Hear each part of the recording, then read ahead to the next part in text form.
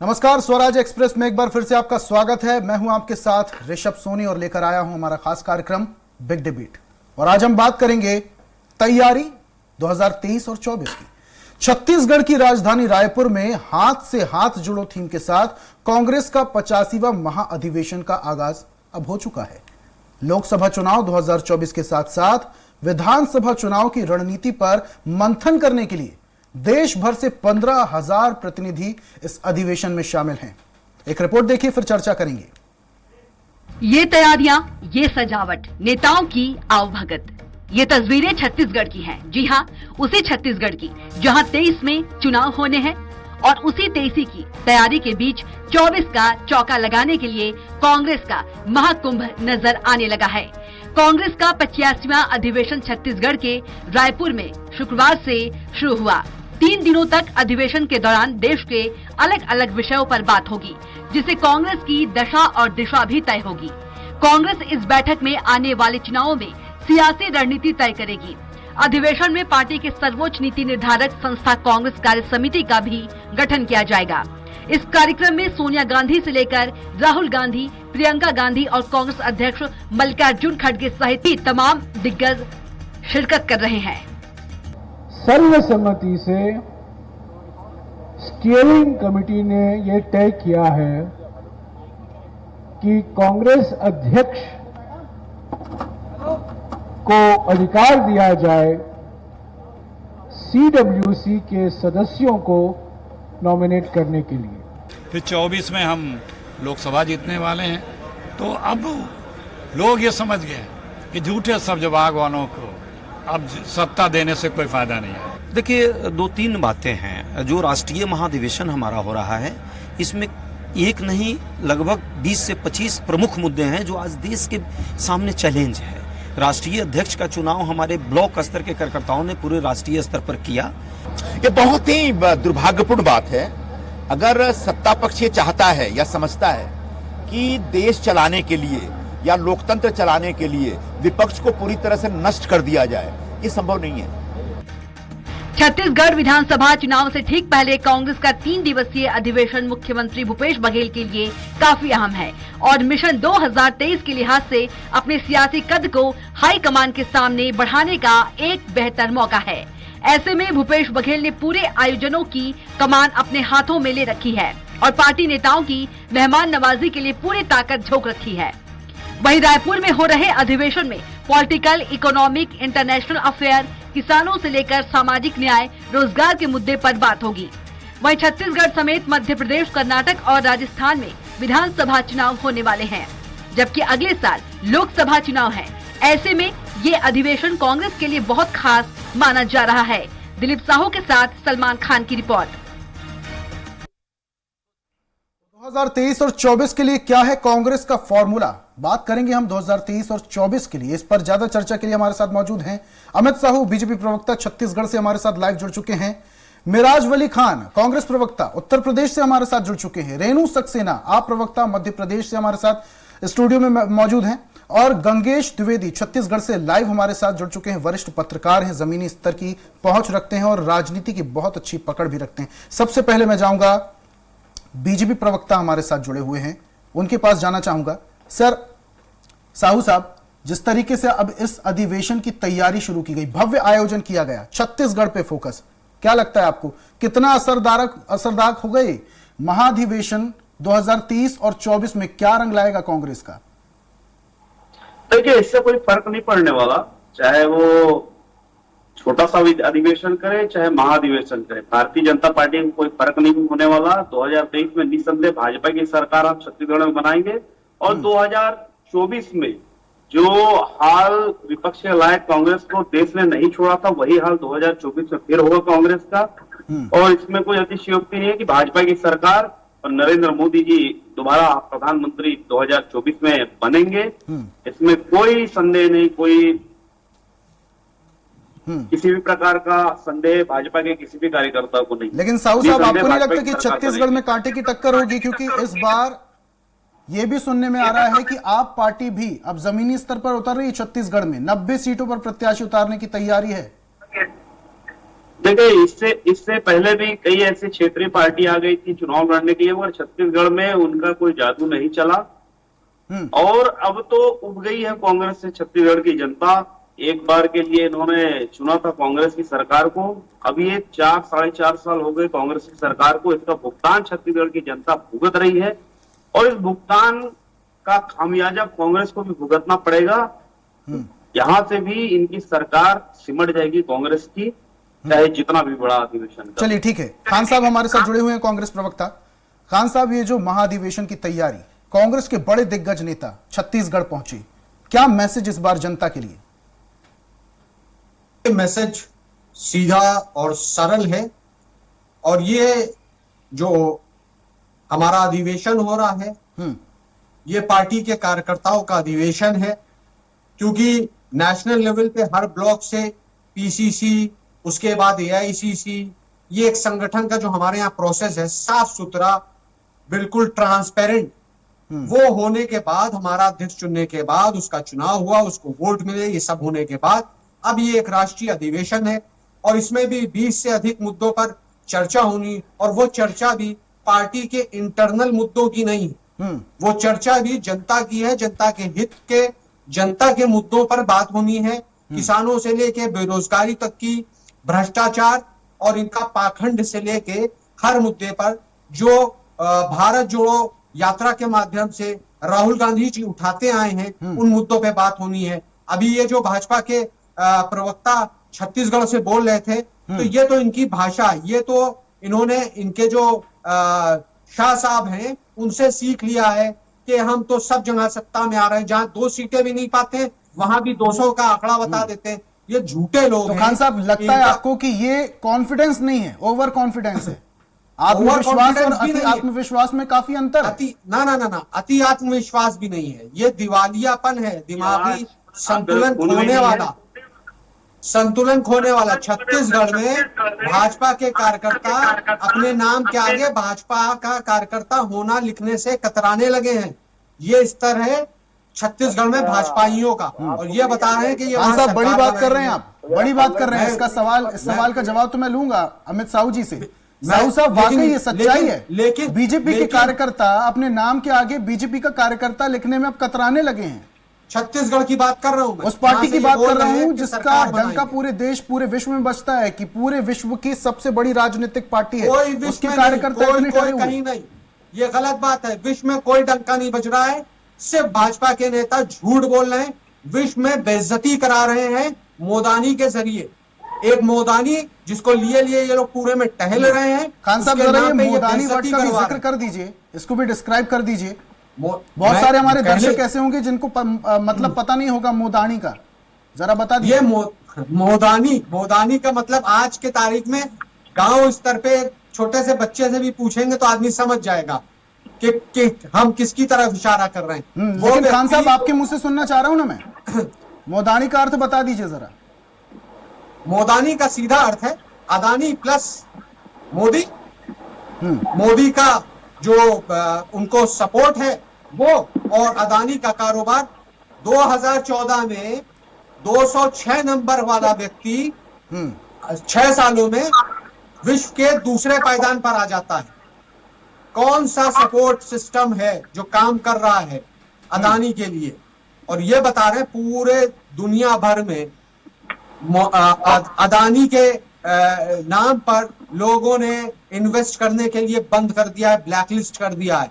ये बेइज्जती करवा रहे हैं। ठीक है खान साहब, आऊंगा आपके पास वापस से। आप प्रवक्ता भी हमारे साथ जुड़ चुकी हैं, रेणु सक्सेना जी, उनके पास जाना चाहूंगा। रेणु जी, ये जो महाअधिवेशन है और कांग्रेस अध्यक्ष जो हैं मल्लिकार्जुन खड़गे जी, उनके अध्यक्ष बनने के बाद ये पहला महाअधिवेशन है। क्या लगता है आपको कि छत्तीसगढ़ में ये महाअधिवेशन के जरिए कांग्रेस क्या मैसेज देना चाह रही है? देखिए, छत्तीसगढ़ की जनता के पास अभी तक 2 ही ऑप्शन थे, एक भारतीय जनता पार्टी, दूसरा कांग्रेस। जब छत्तीसगढ़ की जनता को लगता था कि भारतीय जनता पार्टी की सरकार ने हमारे लिए कुछ नहीं किया, तो बेचारे कांग्रेस की तरफ चले जाते थे। अब कांग्रेस में भी देखा जाए तो आज भी अगर आप देखते होंगे कि लोग बीमारों को खटियों पे लेके आ रहे हैं, ठेलों पे लाद के आ रहे हैं, मतलब जहां हम अपने गरीब जनता के लिए एम्बुलेंस की व्यवस्था नहीं कर पा रहे हैं, स्वास्थ्य व्यवस्थाएं नहीं दे पा रहे हैं, जिस वजह से लोगों की जानें जा रही हैं, शिक्षा का स्तर गिरा हुआ है, सरकारी स्कूल अच्छे नहीं कर पा रहे हैं, चाहे वो भारतीय जनता पार्टी के शासन में हो चाहे वो कांग्रेस के में, तो दोनों ने मिलके जनता को लूटा है। पहली बार छत्तीसगढ़ में अब आम आदमी पार्टी भी उतर रही है और जनता बहुत अच्छे से जानती है। जो अमित जी की मैं गलत फहमी दूर करना चाहती हूँ, उन्होंने आम आदमी पार्टी को अभी क्षेत्रीय पार्टी बोला था। हाँ। उनका मैं एक ये वहम दूर कर दूं कि आम आदमी पार्टी अब क्षेत्रीय पार्टी नहीं राष्ट्रीय पार्टी है, जैसे कि भारतीय जनता पार्टी और कांग्रेस है। तो राष्ट्रीय पार्टी का सम्मान देना उन्हें सीखना पड़ेगा अमित जी को। पहली चीज कि हम एक राष्ट्रीय पार्टी हैं और जनता के हित में काम कर रहे हैं, जनता के लिए काम कर रहे हैं, जो कि ना तो भारतीय जनता पार्टी कर पाई आज तक और ना ही कांग्रेस कर पा रही है। तो शिक्षा और स्वास्थ्य दोनों में ही कांग्रेस और बीजेपी दो है, ए और बी पार्टी है। रेणु जी, आपने थोड़ी देर पहले ये भी कहा था कि दोनों पार्टियां चाहे बीजेपी हो कांग्रेस हो, दोनों ने जनता को लूटा ही। लंबे वक्त तक बीजेपी रही है, लंबे वक्त तक छत्तीसगढ़ में बीजेपी का शासन रहा है। जी, तो आपने देखा था नक्सलवाद कैसे पनप रहा था, फूल रहा था, लोगों को सड़कों की मुहैया नहीं थी, परेशानियां नहीं उठानी पड़ रही थी, कोई विकास कोई डेवलपमेंट नहीं था। आज भूपेश बघेल जी भी हैं, माना उनको जो है हम एक सम्मान की नजर से देखते हैं क्योंकि उन्होंने खुद स्वयं ने बहुत अच्छा काम किया है, परंतु आज भी छत्तीसगढ़ में कई जगह बहुत सारी समस्याओं का, स्वास्थ्य को लेके, शिक्षा को लेके, जो भी इस तरह सड़कें हैं उनकी व्यवस्थाएं नहीं हैं, तो ये सारी भूपेश सरकार की, कांग्रेस सरकार की कमियां हैं जिनको वो आज भी दूर नहीं कर पाई हैं। नक्सल आज भी पनप रहा है। रेणु जी, आपके पास वापस से आऊंगा। साहू जी क्या कहेंगे? पूरी बात आपने रेणु जी की समझी। पहला तो आरोप यह है कि जिस तरीके से आपने क्षेत्रीय पार्टी बताया, उस पार्टी को जो दिल्ली में 2 बार सरकार बनाती है, पंजाब में कांग्रेस का बिल्कुल सुपड़ा, माफ कीजिएगा 3 बार सरकार बनाती है, पंजाब में पूरी तरीके से कांग्रेस का सुपड़ा साफ कर दिया क्योंकि पंजाब कांग्रेस का गढ़ कहा जाता था। उस पार्टी को आप क्षेत्रीय पार्टी कह रहे हैं। और दूसरा, आपका जब शासनकाल था बीजेपी पार्टी का छत्तीसगढ़ में, नक्सलवाद पनपा ना, इतने बड़े बड़े कांड हुए, पूरा कंट्रोल में था नक्सलवाद। सरगुजा पूरा जूझ रहा था, सरगुजा से नक्सलवाद को साफ करने का कहाँ कंट्रोल में था सर? आपके राज्य में लड़की को जीप से कुचल दिया गया, टक्कर मार के, ये आप ही का शासनकाल था जिसमें लड़की को जीप मार के मार डाला गया। और कितनी घटनाएं होती रहती हैं, इवन मध्य प्रदेश तक में भी आपके सरकार के राज्य में लड़कियां सुरक्षित नहीं हैं। तो कहाँ की बात आप कर रहे हैं कि बहुत पहले आपने बोला था, थोड़ा सुन भी लीजिए, उसके बाद बोलिएगा आप, दोबारा मौका भी मिलेगा आपको। जी साहू जी बोलिए। सरगुजा से अगर पूरे नक्सलवाद को साफ करने का अगर किसी को श्रेय जाता है वो भारतीय जनता पार्टी को जाता है। बक्सर में भी जो कंट्रोल नक्सलियों के मूवमेंट में था, उसका पुलवामा में जो आरडीएक्स आया था, आज वर्तमान में किसको जाता है? वर्तमान में पुलवामा में जो आरडीएक्स आया था उसका श्रेय किसको जाता है?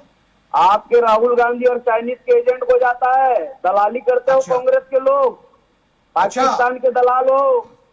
अच्छा, आपको जाता है, मोदी जी बिरयानी खाने कौन गया था? समर्थक कांग्रेस को जाता है, चाइना को जाता है।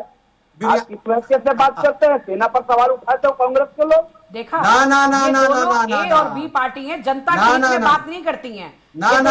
रेणु जी उठाएंगे एक दूसरे रेणु जी, अरविंद जहाँ आएगी तो वहाँ ये दोनों ही मुद्दे से भटक जाएंगे। तो रेणु जी, अरे सरकार किसकी है? विकल्प तलाश रही है, जिसका फायदा आप पार्टी को मिलेगा। बिल्कुल, इस बार छत्तीसगढ़ की जनता को इस बात की बहुत खुशी है कि उन्हें तीसरा विकल्प मिल रहा है। इन 2 लुटेरों से वो बचने के लिए पूरी तरीके से तैयार हैं। आम आदमी पार्टी को वो पूरी तरीके से साथ देंगे और वहाँ पे सरकार मंत्री के यहाँ ठीक है, इतने भारी मात्रा में नोटों के बंडल मिल रहे हैं, ठीक है, पर क्या कहेंगे? साहू जी, खान साहब वापस से आऊंगा। हमारे साथ वरिष्ठ पत्रकार भी जुड़ चुके हैं, गंगेश द्विवेदी जी, उनके पास जाना चाहूंगा। द्विवेदी साहब, जो छत्तीसगढ़ में महाधिवेशन का जो कार्यक्रम तय हुआ, बड़े बड़े नेता वहां पर कांग्रेस के पहुंचे, क्या लगता है आपको कि इस महाधिवेशन के जरिए कांग्रेस क्या मैसेज देना चाहती है कि इस बार भी छत्तीसगढ़ में जमीन पक्की है? द्विवेदी साहब सुन पा रहे हैं? महाधिवेशन हुआ है तो यहाँ पर पिछला जो परफॉर्मेंस रहा है कांग्रेस सरकार का, उसको दोहराने के लिए अपने कार्यकर्ताओं में ऊर्जा भरने का प्रयास इस अधिवेशन में हो रहा है।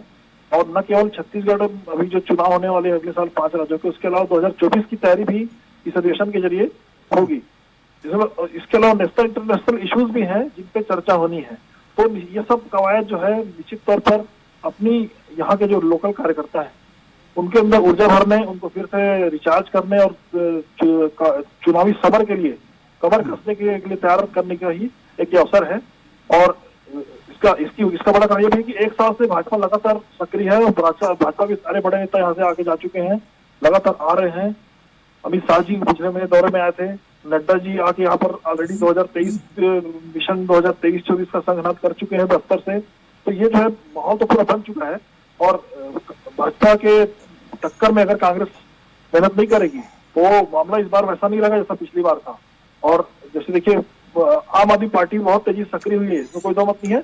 आम आदमी पार्टी पिछले 2 चुनाव से छत्तीसगढ़ में है, लेकिन कोई उल्लेखनीय उनका अभी तक रिजल्ट नहीं आ पाया है।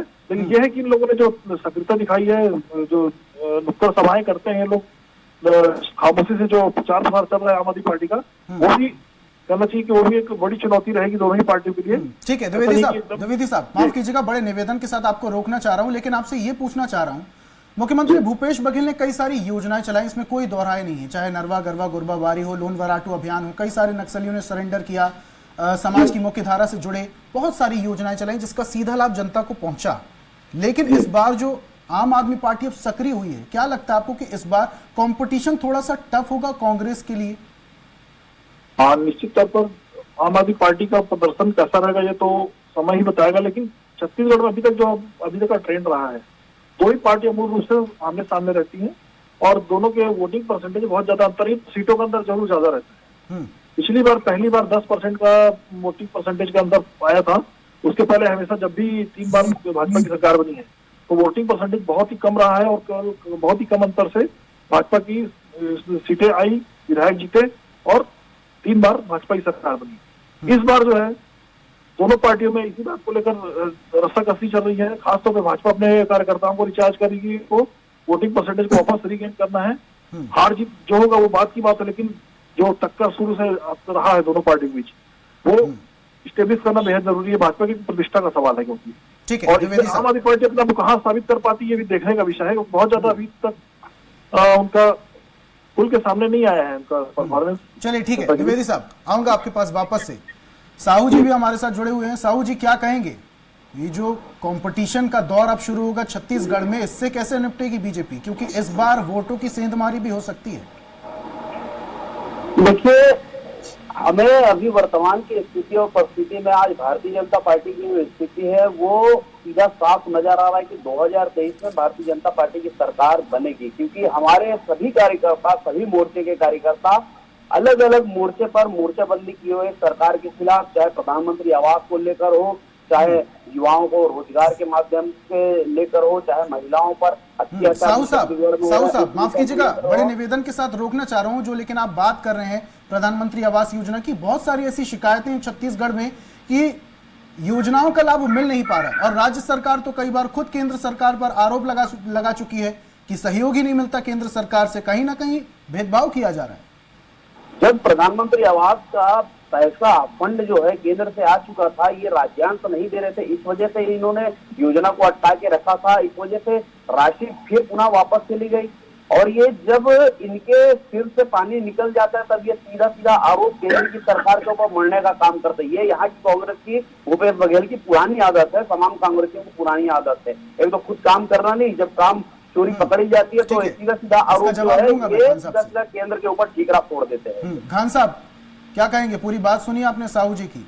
मैंने पूरी बात सुनी और मैं शुरुआत इस बात से करूंगा कि भाजपाइयों और भाजपा के कार्यकर्ताओं की घटिया मानसिकता की शुरुआत यहां से होती है कि मैंने सवाल उठाया था सरकार पे और इनके प्रवक्ता ले गए फौरन सेना पर। अगर सरकार से बात होगी तो जरूर होगी और आपको जवाब देना पड़ेगा, क्योंकि सरकार में आप है। ये ढोंग, ये राष्ट्रवाद का ढोंग, ये सुनिए नहीं तो मैंने सरकार पे सवाल उठाया है, सेना की बात कहां से आप कर रहे हैं? आप ही राष्ट्रवाद। पुलवामा पे सर्जिकल स्ट्राइक पे सबूत किसने मांगा था?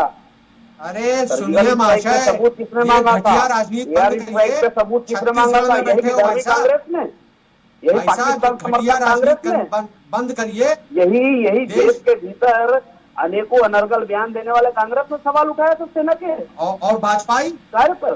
और भाजपाई क्या कर रहे हैं? आपके मंत्री धर्म संस्कृति की बात करती है, नरसंहार की बातें कर रहे हैं। आपके सांसद दिल्ली में बात करती है भाजपा, कत्लो गारत की बात कर रहे हैं। शर्म नहीं आती है? जो मकान मिल रहे शर्म हैं, नहीं आती है? मगर मध्य प्रदेश शर्म आपको आनी चाहिए। आवाहन गुलाम कर हो आप लोग, गुलाम रहोगे हाँ, जीवन भर, उन्होंने मान लिया कि में आपने सोचा नहीं है। मगर मध्य प्रदेश में जीजा तो जी वाली पार्टी रही भारतीय है, जनता पार्टी की सरकार है ना, तो यहाँ अरे पे अंग्रेजों प्रधानमंत्री आवास की योजना में जो अंग्रेजों यही की रहा है। मुखबरी आपको लग करने रहा वाली है कि यहाँ पर पूछिए जो ना। डबल इंजन की सरकार है वो फेल होती हुई जा रही है। बिल्कुल। अरे आज देश जो है रेणु जी, आपसे सवाल कर रहा हूँ, वो आप आरोप पूरा लगा देश रहे हैं, आपको बाकी इससे देख लग रहा है कि कहीं ना कहीं जो मध्य प्रदेश में देश देख रहा है। सीधे पढ़े जा रहे हैं डबल इंजन की सरकार, हाँ, ये ये सब तो बातें विपक्ष के लायक नहीं ये छोड़ा सिर्फ बातें कांग्रेस को, हैं। देश की जनता ने। भारतीय जनता पार्टी सिर्फ बातें करने का काम करती है, इसीलिए ये लोग काम भी करती है भारतीय जनता पार्टी। इनको जो है आम आदमी आप पार्टी घोषणाएं क्या कर करवा रही है? लीजिए। आयुष्मान आम आदमी घोटाला, पार्टी क्या कर जब रही है मरीज वर्तमान होता है स्थिति में? अस्पताल में पहुंचता है तो 15 दिन बाद तो उसका आयुष्मान कार्ड बन के आता है, तब कहीं जाके हर बीमारी आज नहीं क्या है, कर रही है आम पता आदमी चला पार्टी? आधे से ज्यादा बीमार मरीज तो वहीं मर जाता है दिखावा, क्योंकि आयुष्मान पेपर में कार्ड उसको मिल ही नहीं पा रहा है मुख्यमंत्री सुविधा। पंजाब में बना नहीं दूसरा है, यहाँ हर पे 2 दिन पोषण विज्ञापन आहार आता है, घोटाला हो विज्ञापन गया, के नाम से मगर लूट ये रहे डबल जनता इंजन के की खजाने सरकार को। क्या कर रही है? यही काम चुप्पी आता है साध आम के आदमी बैठी है। पार्टी को। यहाँ पर आज जो है छत्तीसगढ़ की बात करें, प्रधानमंत्री ये लड़ाई आवास लड़ने की योजना बात करते घोटाला हैं, हो गया, तीसरा विकल्प मगर डबल होता है, इंजन की उसकी सरकार चुप्पी कार्यकारिणी साधे नहीं बना बैठी पा है, रहे, सेना घोटालों मोर्चा पे पे घोटाले बात करती जा रही है, लड़ाई मगर लड़ने डबल को इंजन चले। की सरकार बताइए। चुप्पी साधे बैठी है। तब ना मोदी जी बोलते हैं और ना ही शिवराज, ना ही नरोत्तम मिश्रा, ना ही अमित शाह, सब ये भाजपा वाले विज्ञापन की बात कर रहे हैं। विज्ञापन अरे, कैसा इनका? अब आगे आया क्या विज्ञापन की बात लाडली बहन करें। योजना, शिवराज जी बोल रहे हैं मैं सोते से जागा, वाला प्रधानमंत्री सोते से जागा 18 साल में वाकई में शिवराज जी सोते से जागे, जो उन्हें 18 साल तक बहनें याद नहीं आई। आज 18 साल बाद जब 3-4 महीने बाद चुनाव है तब उन्हें बहनें याद आ रही हैं और बहनों के लिए लाडली बहन योजना लेके आए।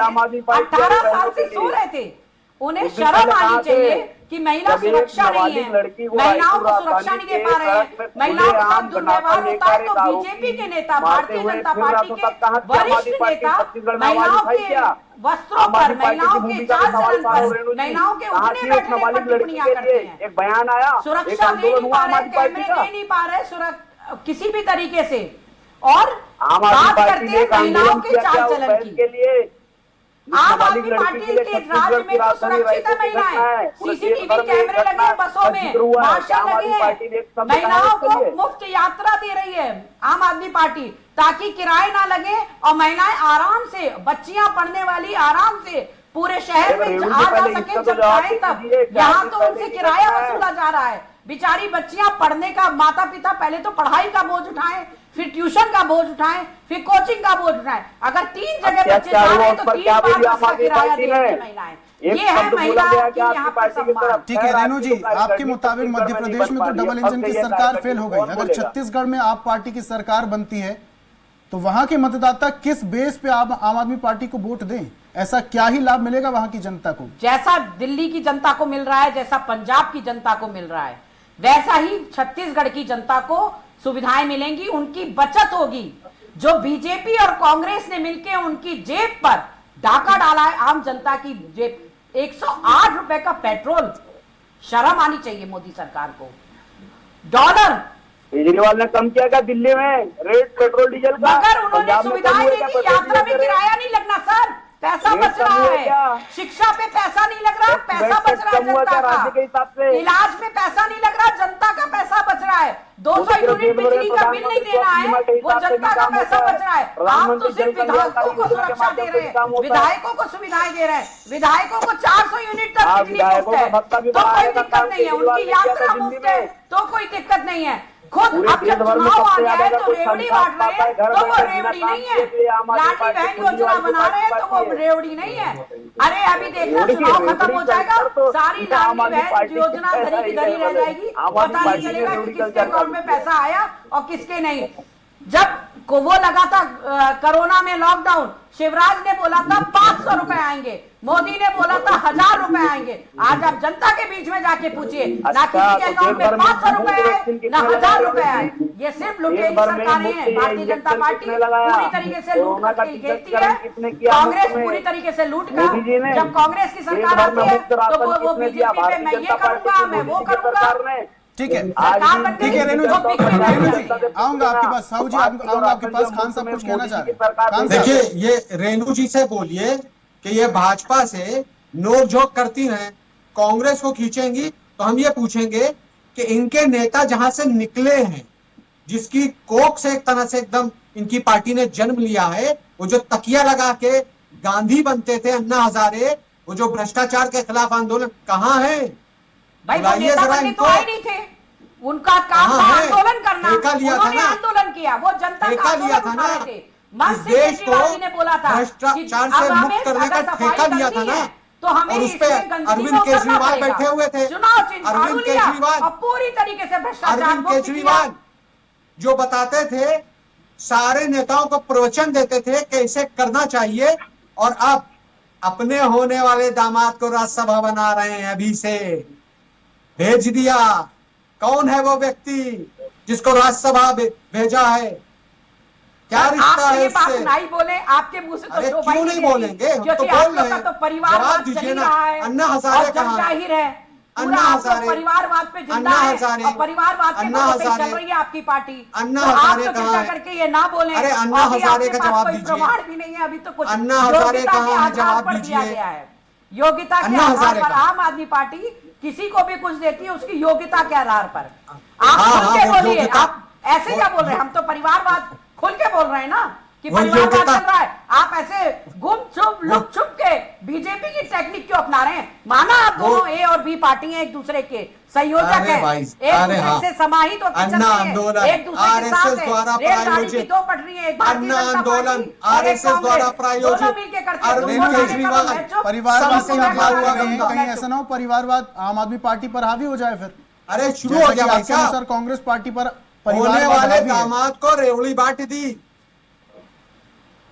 राज्यसभा पहुंचा दिया। कहाँ का दामाद? चलिए ठीक है, का नाम तो लो। ठीक है, द्विवेदी साहब के पास जाना चाहूंगा। आपको नहीं पता होगा, आपको नहीं पता कौन सी कार्यकर्ता है? दामाद तो बनेगा जब बनेगा, अभी तो उसकी क्वालिटी कौन सी कार्यकर्ता? रेणु जी परिवार ही चल रहा है, मालूम है क्वालिटी कौन सी हो या ना हो, कौन सी क्वालिटी है पता है? रेणु जी आऊंगा आपके पास, खान साहब आपके पास भी आऊंगा। गंगेश जी, जिस तरीके से अब ये महाधिवेशन की शुरुआत हो गई छत्तीसगढ़ में, लेकिन आपसे समझना चाहूंगा छत्तीसगढ़ में जमीनी स्तर पर आपने रिपोर्टिंग की है, छत्तीसगढ़ की बखूबी, आप बहुत अच्छे से वहां की राजनीति को समझते भी हैं। आपसे यह समझना चाहूंगा छत्तीसगढ़ में इस बार ज्यादा फोकस कांग्रेस का क्यों है? क्या यह वजह है कि छत्तीसगढ़ में ही जमीन कांग्रेस की बची है, बाकी जगह तो खिसक चुकी है? निश्चित तौर पर देखिए, छत्तीसगढ़ में कांग्रेस इस बार भूपेश बघेल का चेहरा लेकर उतर रही चुनाव में, और पिछले 4 साल में भूपेश बघेल ने छत्तीसगढ़ियावाद को बढ़ावा देते हुए एक मॉडल पेश किया, जिसमें खासतौर पर ग्रामीण अर्थव्यवस्था को फोकस किया गया। खासतौर इसमें किसानों के लिए 76% आबादी छत्तीसगढ़ की किसानों की, उनके लिए 2500 रुपए प्रति क्विंटल के हिसाब से जो एसपी तय की गई, केंद्र ने जो राशि दी उससे अंतर की राशि भी लगातार 4 साल से सरकार दे रही है। इसके अलावा गौमूत्र योजना भी शुरू की, गोबर खरीदी की योजना लाई, गोबर से पेंट बनाने की योजना, इस तरह की जो योजनाएं हैं छत्तीसगढ़ से जुड़ी हुई, जिसको केंद्र ने भी सराहा और केंद्र में भी उसको अडॉप्ट किया जा रहा है। इस तरह की योजनाएं और सफलताओं को लेकर कांग्रेस जो है छत्तीसगढ़ में उतरने वाली है, उनका चेहरा भूपेश बघेल ही रहेंगे। तो इस बार द्विवेदी साहब ज्यादा कुछ ऐसे कांटे की टक्कर नहीं रहेगी, जैसा कि रेणु जी बोल रही हैं 90 सीटों पर आम आदमी पार्टी प्रत्याशी उतारने जा रही है, तो कहीं ना कहीं वोटों की सेंधमारी तो होगी? नहीं, निश्चित तौर पर आम आदमी पार्टी 90 सीट पर उतार रही है अपनी कैंडिडेट, लेकिन बहुत वहाँ पे मुझे अभी तक जो है ना कोई उल्लेखनीय चेहरा नहीं दिख रहा है आम आदमी पार्टी में। जिस तरह भाजपा और कांग्रेस की लगातार हमेशा टक्कर के लिए अभी तक जो ट्रेंड है छत्तीसगढ़ में पिछले 20 साल में, हमेशा कांग्रेस और भाजपा के बीच टक्कर रही है। आम आदमी पार्टी अगर टक्कर लेने उतर रही है तो निश्चित तौर पर उनको एक्शन मोड में आना पड़ेगा और अपने वो चेहरे दिखाने पड़ेंगे और वो अपनी पॉलिसी लेके पूरे जनता के बीच जाना पड़ेगा, जिससे जनता प्रभावित हो उनकी बातों से। और अभी इतना समय नहीं बचा मुझे लगता है कि इतना तेजी से मूव कर पाना पूरे 90 विधानसभा क्षेत्र में, तो मुझे लगता नहीं कि बहुत ज्यादा आम आदमी पार्टी प्रभावित कर पाएगी। कांटे की टक्कर तो दोनों ही पार्टी के बीच रहेगी। भाजपा बहुत ज्यादा अग्रेसिव हो चुकी है, भाजपा लगातार मेहनत कर रही है और कार्यकर्ताओं को रिचार्ज कर रही है, तो ठीक है। टक्कर भाजपा ही ज्यादा देगी मुझे लगता है कांग्रेस। ठीक है, आऊंगा आपके पास वापस से। साहू साहब, इस बार कार्यकर्ताओं को रिचार्ज करने के लिए क्या कुछ तैयारियां हैं? क्योंकि कुछ समय पहले तक खबरें आ रही थी बीजेपी के कार्यकर्ता अपनी पार्टी से नाराज चल रहे हैं। रूठे हुए कार्यकर्ताओं को कैसे मनाएंगे उस दौरान जब कांग्रेस इतना बड़ा आयोजन कर रही है, महाअधिवेशन कर रही है? देखिए, भारतीय जनता पार्टी का कोई भी कार्यकर्ता रूठा नहीं है। आज एक छोटा सा कार्यकर्ता, चाहे बूथ स्तर का कार्यकर्ता हो, बूथ स्तर पर काम करने के लिए लगा है। मंडल स्तर का कार्यकर्ता मंडल स्तर पर काम कर रहा है, जिला स्तर का कार्यकर्ता जिला स्तर पर काम कर रहा है, प्रदेश का कार्यकर्ता पूरे प्रदेश भर में काम कर रहा है। लगातार छत्तीसगढ़ की सरकार के खिलाफ, उनके कुनीतियों को लेकर, उनके अधूरे काम को लेकर, उनके नाकामियों को लेकर, उनके भ्रष्टाचार को लेकर, और जिस प्रकार से छत्तीसगढ़ के खजाने को लूटने का काम छत्तीसगढ़ की कांग्रेस साहब जरा दो चार कुरीतियों, दो चार भ्रष्टाचार भी बता ही दीजिए। चरणबद्ध तरीके से आंदोलन कर रहे हैं और कांग्रेस के साहू साहब, दो चार कुरीतियों और दो चार भ्रष्टाचार बता ही दीजिए छत्तीसगढ़ सरकार के। है कि जो भाजपा की सरकार में छत्तीसगढ़ का विकास हुआ था, उस सरकार को याद छत्तीसगढ़ की जनता पुनः कर रही है, और वो विश्वास का पुल बांधने के लिए हम सभी कार्यकर्ता मिलकर लगे हैं। साहू साहब, मेरा सवाल ये है, दो चार कुरीतियां, दो चार भ्रष्टाचार छत्तीसगढ़ की जनता भाजपा को चुनेगी। साहू साहब, दो चार कुरीतियां, दो चार भ्रष्टाचार बता दीजिए छत्तीसगढ़ सरकार के। भाई, कोयले पे दलाली जो चल रही है कांग्रेस सरकार की, वो, और आज जिस प्रकार से हम देख रहे हर उस काम में, लेकिन फिर बीजेपी पार्टी पर ये आरोप क्यों लगते हैं कि कोई मुद्दा है नहीं, इसलिए कुछ ना कुछ तरीके से लाइमलाइट में बने रहना बीजेपी पार्टी को छत्तीसगढ़ में? क्योंकि बाकी सारी चीजें तो सुचारू चल रही है, जनता भी खुश है कांग्रेस पार्टी से, भूपेश सरकार से। नहीं, बिल्कुल। छत्तीसगढ़ में आप देखो भ्रष्टाचार कितना बढ़ गया है, आप छत्तीसगढ़ में अपराध देखो कितना बढ़ गया है। जो नशे की चीज छत्तीसगढ़ की जनता जानती नहीं थी, वो नशे की चीज आज आसानी से पूरे छत्तीसगढ़ में मिल रही है। शराब जो है गली गली पहुंच चुका है इस कांग्रेस के राज में।